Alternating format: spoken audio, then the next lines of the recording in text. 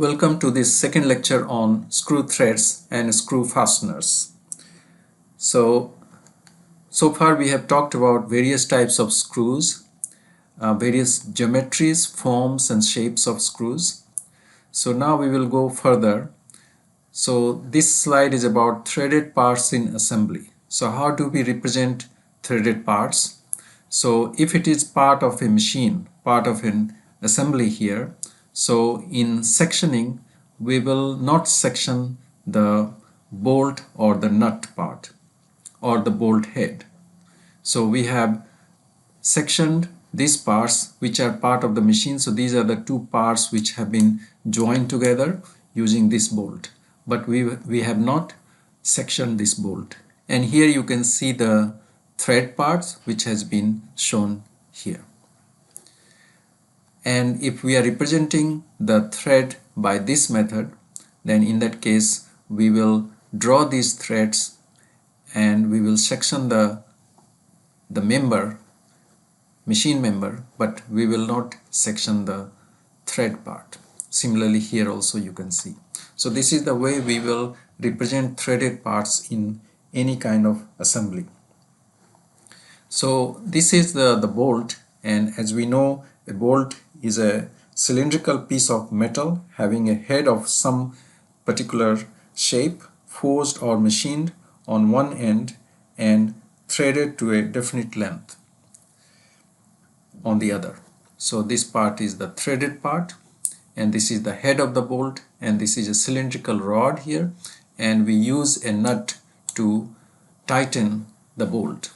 So by tightening the bolt, actually we are joining these two pieces together. Another thing you will note that in this kind of screwed members, actually you will see that there is a small conical part here. This is made because of the tool head. So for example, if we are using drill bit, so drill bit, end of the drill bit will have this kind of conical shape, and therefore it will make a conical shape here. So the bolt is basically up to here. So the thread part is up to here. Thread designation. So the diameter and pitch combination of an ISO metric screw head is designated by the letter M. So for example, if it says M10, that means 10 is the nominal diameter and M represents the metric thread, and which is followed by a cross and another number. So 1.25, and this represents the pitch in millimeter. And if there is no indication of pitch in the designation, it shall mean the coarse pitch. That means this is finer pitch, or there can be other types of pitch. For example, the coarse pitch is 1.5 mm. So if there is no indication of the pitch, then it should be read as coarse pitch, and if the pitch is given here, that means that is the number for the pitch. If the thread is square, so in that case SQ40 represents the square thread with 40 as the nominal diameter and 10 is the pitch. So in this case you will see that the pitch is quite large, 10 millimeter, because square threads have larger pitch. Acme thread with 40 millimeter as the nominal diameter and 8 as the pitch. Similarly, another type of thread which is called worm thread. So these are the ways we can designate different types of threads in our drawing sheets. Here in this slide we can see again a bolt here. So the bolt has got this part which is non-threaded part, which is called shank, and this is the threaded part. So entire length from here to here is known as the length of the bolt. So here we can see M20. Again, M means metric thread, 20 means diameter of the threads in millimeters. So this is the bolt size or diameter, which is this one, and 2 is the distance between the threads in millimeters, which is the pitch. And if another number is given, for example here 50, which means length in millimeters, the total length of this bolt. There is another number which is given as 8.8 here. So this represents the property class of strength. So we will talk about this in the next slide, what this means. So here another type of screw. Here we can see M12, 1.75 is the pitch and 85 is the length of this screw. Now many of the bolt head, if you look at the face of the bolt head, you will find this number 8.8 or 10.9.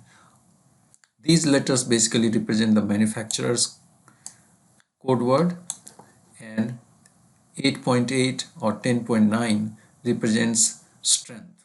So here we have 10.9 for example. So here the 10 represents the tensile strength when multiplied by 100. So this means 10 multiplied by 100 in megapascal. So 1000 megapascal is the tensile strength of this bolt, and 9 represents 90%. So you multiply by 10. So 90% of this tensile strength will be the yield strength. So 90% of 1000, which means 900 megapascal. So 900 megapascal is the yield strength of this material, and 1000 megapascal is the tensile strength. So as you might know that all materials, and especially ductile metals like steel, has tensile strength, which is the maximum stress it can go up to, and the yield strength, which is the maximum stress up to which this material will remain elastic. If you increase the force or load beyond the yield strength, then the material goes into the plastic range. That means it deforms plastically and it is no more usable in our engineering sense. So here you can see 8.8, which means 800 as the tensile strength in megapascal, and yield strength is 640 here. So these numbers may not be exact, but this is the kind of numbers has been quoted by the manufacturer. Similarly, here we can see small variations can happen, but more or less this is the way we write about the strength of the material the bolt is made of. As you know, the bolt is basically for clamping two metals together or two pieces together. So large amount of tensile stress is stored inside the, so basically the bolt has to take huge amount of tensile stress, and therefore tensile strength is very, very important. Now I will go through this how we can draw a nut, a hexagonal nut in on our drawings sheet. So this is these are some instructions here, but briefly we will go through it. So for example, we start with the top view. So the top view, for top view we start with a circle. So circle basically represents the top circle because of chamfering. So this top circle, so we use the equation of this one. So the diameter of this circle is W, and W is given by 1.5 D plus 3 millimeter for bolts more than 12 millimeter in diameter, or W equal to 1.25 D plus 6 millimeter for bolts less than 12 millimeter. So whichever applies we can use. So for example, if we are using this equation, so we first calculate W, and W we take as the diameter and we draw this circle. So after drawing the circle, now we have to circumscribe a hexagon on this circle. So that means the hexagon should just touch this circle. So for that, and we have to draw this hexagon in such a way that the flat surface is here on the top and another here, and this corner is on this side. So for that, what we do is first we draw a tangent at this point. So you can use, for example, protractor to draw a tangent here. Similarly, we draw a tangent here. Now we take the radius. So on your compass you take this radius, and using this for the pin, and the pencil will be here, you cross this one. Similarly you cross here, and from here you cross this one. So this is an arc which is equal to the radius of this circle. And now at these points again you draw tangents. So one way you can do is you can draw this diameter, and you can draw this diameter too. And now you can use protractor to draw this tangent here, another tangent here, another tangent here, and one more here. So now you have got this hexagon made around this circle. So this is a circumscribing a hexagon. So once we have made the hexagon, then draw the front view. So you project these points up, and for the front view the thickness of this nut can be taken as D. So D, we have taken D is the nominal diameter of the thread or diameter of the bolt in the case of a bolt. Here nominal diameter of the thread. So T can be taken as D. Now we have to draw these two arcs here. So after drawing this rectangle, we can draw this arc. So R, we can calculate R as 1.4 D. There are some other equations slightly varying here. Sometimes it is said 1.5 D, but we can take 1.4 D. So from this point you cut 1.4 D, and then using this as your the compass pin, you can draw an arc here. So this arc can be drawn using R equal to 1.4 D. Now we have to draw R1. We have to draw this arc here.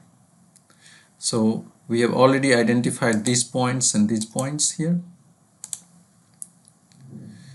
So to draw this arc, we can calculate a new R. So let's say this R1 is equal to 0.5 W.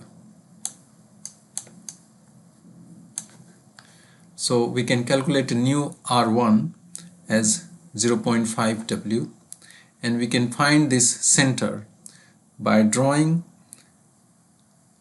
a circle of radius 0.5 W, where W is given here, from this point. So from this point we draw a circle, only this much arc, and also from here we find this R1, and from here we can draw another arc here. So this circle can go all the way this side to find this center. So once we cross this, then this is the center. Using this as the center and R1 as the radius, we can draw this arc. Similarly, we can find this center and draw this arc as R1. Now this arc can also be found by trial and error method. So for example, once we get the points 4, 2 and this midpoint, then we can find out this one. Now we draw the side view. So we project the side view from here, and in this case we have got another radius. So this arc has to be found out. So R2. So to find this arc, what we do is we calculate R2 here. So again R2 is the same 0.5 W. So we draw a circle from this point. So we draw a circle from this point, and also we draw a circle from this point, and we take the crossing of these two. From here we connect to this point and then draw an arc here. Similarly, we do this point, we find the center and draw an arc here. So this way we can draw the side view of this nut.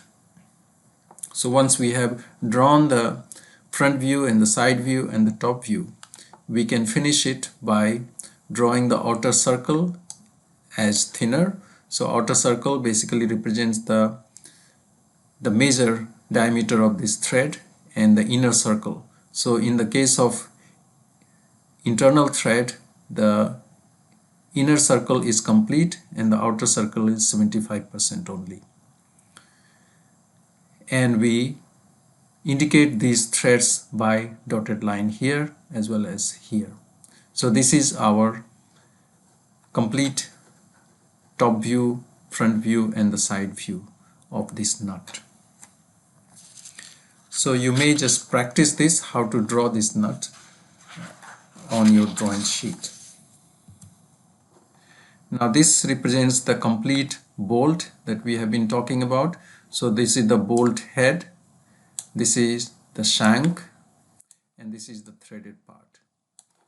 And this is a hexagonal bolt, so the side view from this side is hexagon. Because of chamfering, so there is a chamfering of 30-degree angle. So this is at 30 degree with the base. So this angle is 30 degree. So because of this chamfering, we can see a circle at the top. So this is the circle because of chamfering, and this represents the thread part. And these are the geometries that we can use. So all based on the diameter of the bolt. So if diameter of the bolt is D, then the thread part can be 2D and total length can be L, which can be decided by the application, and apex or corner to corner distance is 2D and the thickness of the head is 0.75D. So this is the geometry that we can use for bolts.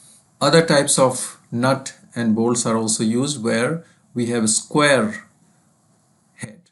So in this case, this is a nut with square.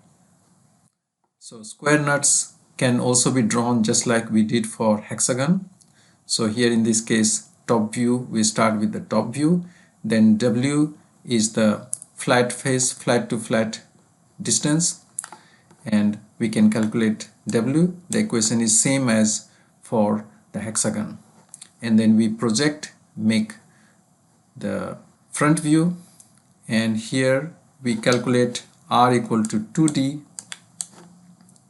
and we draw this arc here, and D is the thickness. So, and in the case of side view, we can use R1. So to find out R1, first we draw from here an arc of R2, where R2 is across the cross section corners, so across this distance. So using this as the radius, we draw an arc from here and another arc from here. So we can find the center, and from here we can use this as the radius and we can draw this arc here. Similarly, we can follow the same process here. But here in this case, in the side view, we can use R equal to 2D, and using this as the radius we can draw the arc here. So this is the drawing of a bolt with square cross section here, square head, and this is the thread part, the shank, and all other dimensions. Now with a washer, so washer is used in many times for the bolts. A washer is a cylindrical piece of metal with a hole to receive the bolt. It is used to give a perfect seating for the nut and to distribute the tightening force uniformly to the parts under the joint. So basically the purpose of washer is to find a good seating place for the engineering element so that the pressure can be uniformly distributed. Because if the pressure is only on the head of the bolt and the nut, then this pressure can be too large because the cross-sectional area is not that much. But here if we can add a bolt here which can have slightly bigger diameter, then we distribute the load or we can reduce the stress. So this is the one major purpose why we use washer, and especially washer is very useful when the seating place for the nut or the head is rough, when the metal surface is rough. So in that case this washer can help for as a sitting place for this head and for the nut, and also it distributes the load. So here we have got a sectioning of a machine part with the bolt head and the nut, and with a washer. So here you can see that we have sectioned the machine part, but we have not sectioned the bolt or the nut or the washer. And this is the actual piece, how it looks like. So the bolt size, for example, M10, that means 10 is the nominal diameter, and the washer diameters can be used, which are like this. So always we use large size of the washer, and the washer thickness is 2 mm. As we increase the bolt diameter, the thickness of the washer will also have to be increased, because larger diameter of the bolt is basically used for higher stress when we have higher clamping force. So the clamping force is very large, and therefore the washer thickness also has to be increased to withstand very large force. The inner diameter of this bolt is always 1 millimeter more than the diameter of the bolt. Now there is another type of threaded part which is called stud.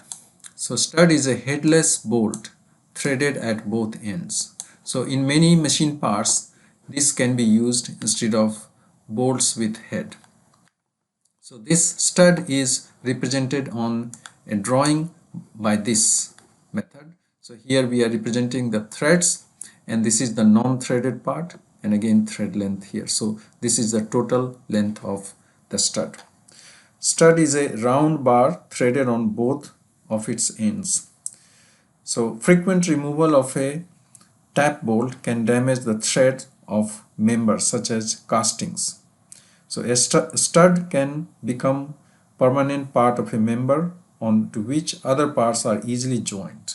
So for example, if we have a machine part in which we have got threaded hole here.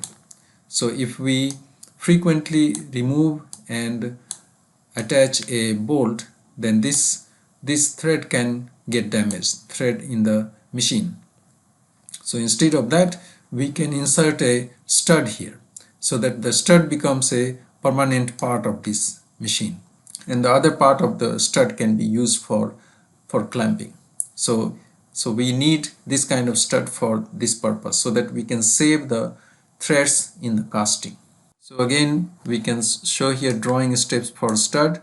So stud is basically a cylindrical rod with threads at both ends. So draw 45-degree chamfer. So here we can use this 45-degree chamfer, the thread indicating the thread, and the runout.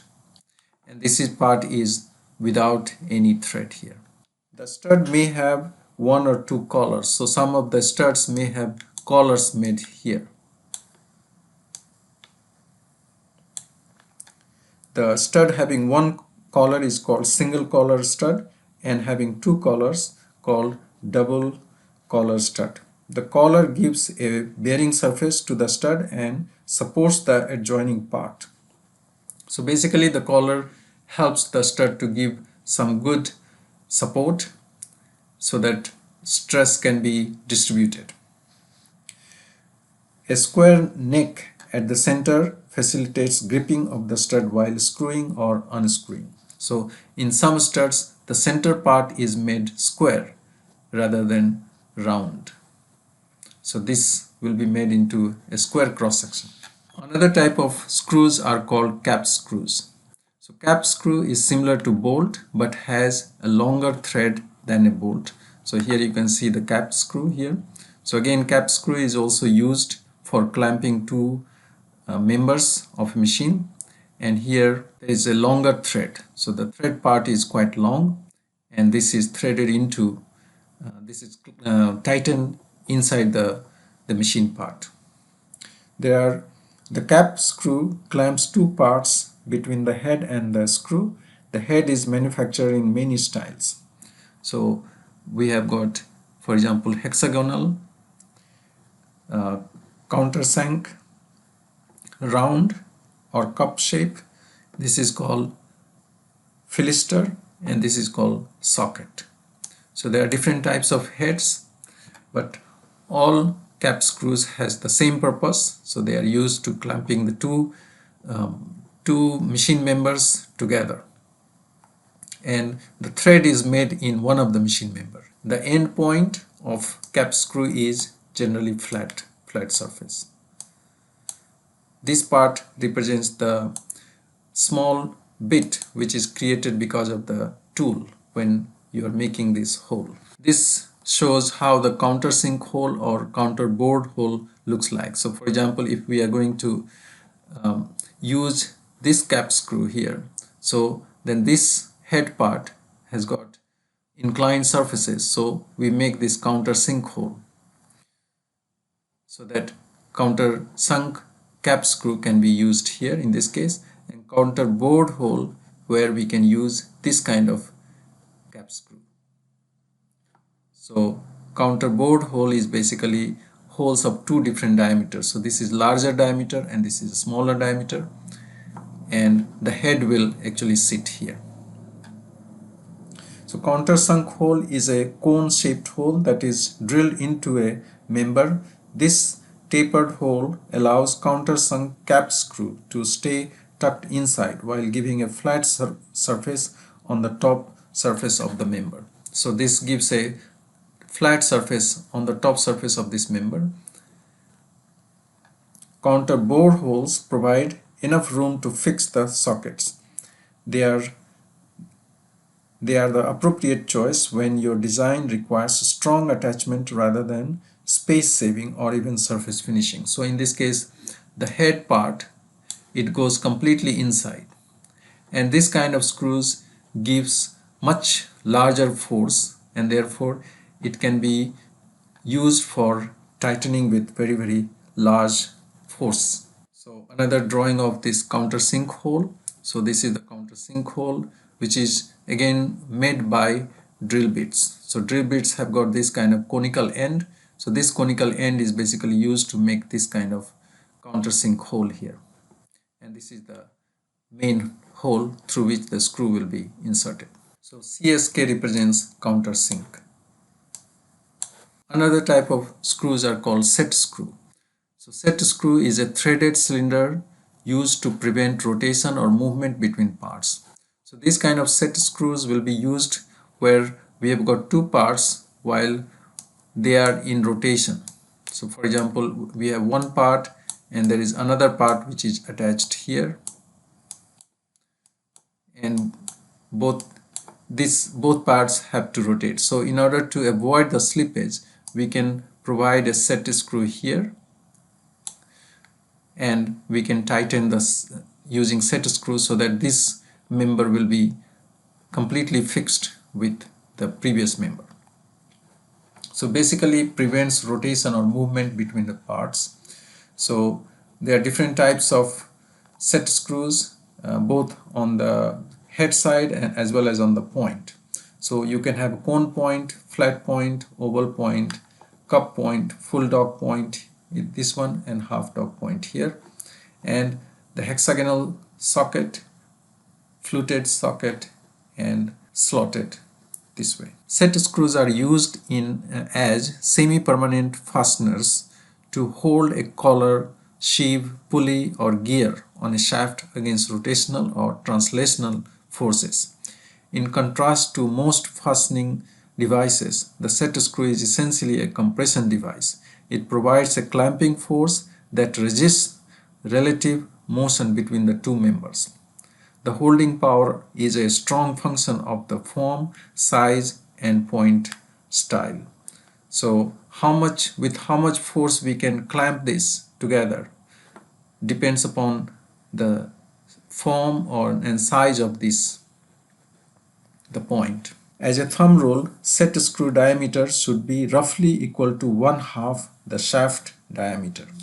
So as I said, application of set screws here, for example, in two members we have a one member here and another is this one, and we are fixing them together. So we will use these set screws to clamp them together and make sure that there is no relative motion here, in this case as well as in this case. Sometimes a flat surface is made on the shaft. So because of this flat surface, actually the set screw can nicely sit here and there will be much better clamping or compression. So these kind of screws or socket head cap screw you can see in many of the engineering components. So socket head cap screw with counter bore here. So because of the counter bore, the head part has gone inside, whereas in this case there is no counter bore, so the head part is protruded outside. So benefits of socket head cap screws: fewer sockets head cap screws are needed to achieve the same clamping force. So these materials are very strong. They are also steel, but they are very strong steel, and therefore the force is extremely large, and therefore you need only few such kind of cap screws to tighten these two members. So therefore you can save some number of screws, and therefore there is weight saving. Socket head cap screws are threaded fasteners with a cylindrical head and a recessed hexagonal drive. So here you will see that in this head there is a recess, and this recess is hexagonal. So this hexagonal recess is basically used for tightening and unscrewing here. So these kind of screws are also known as Allen head screws. Socket screws are turned by using a hexagonal shaped key, also known as Allen keys. So Allen keys of this type, for example, in many of the workshops you will see this kind of Allen keys.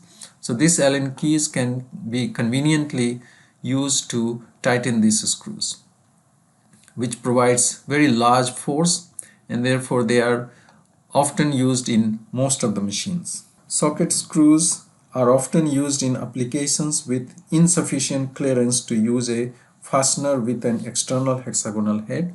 So here we do not have to use any kind of spanner. So just by using these Allen keys we can tighten this. So wherever we do not have much space, we can use this kind of socket head cap screw. More applications of socket head cap screw with counter bore. Here you can see that this is the counter bore, and Phillips flathead screw with counter sink. So this screw head has got Phillips flat head. So this kind of head, which is used by Phillips screwdrivers. So this is called Phillips flathead screw with counter sink. So this is counter sink type. Again, counter sunk Phillips flathead here.